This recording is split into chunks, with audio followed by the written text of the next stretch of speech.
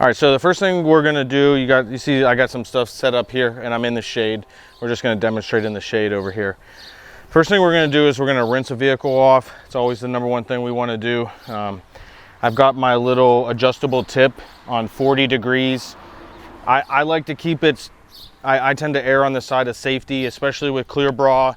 If there's an edge on clear bra and you get closer to 3 feet or you use too much of a tip, you could either lift the clear bra, you could even cut the clear bra, because there is a 0 degree setting, which is kind of a really pressurized pinpoint setting you would use for maybe cleaning concrete or something.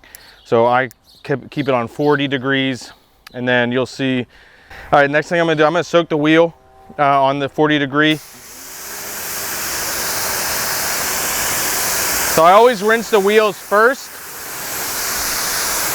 It's got some pretty good beading capability, or it's got some pretty good beading there, as you see from the ceramic coating. And if it's really dirty, you could probably get away with using a separate mitt and soap and foam cannon and all that stuff. But for demonstration purposes, I'm gonna soak it a little bit with some wheel cleaner.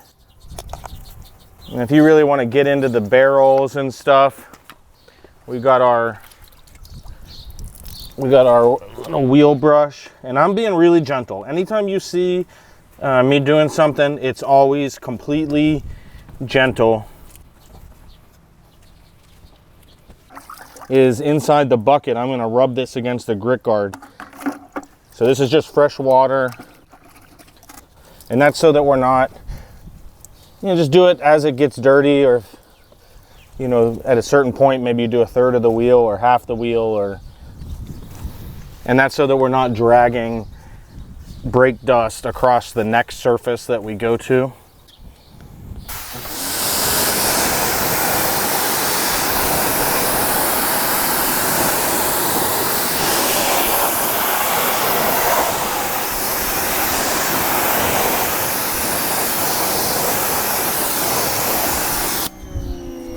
All right, we got a pretty clean wheel here. I'm not going to dry it off yet because we're going to spray other parts of this vehicle.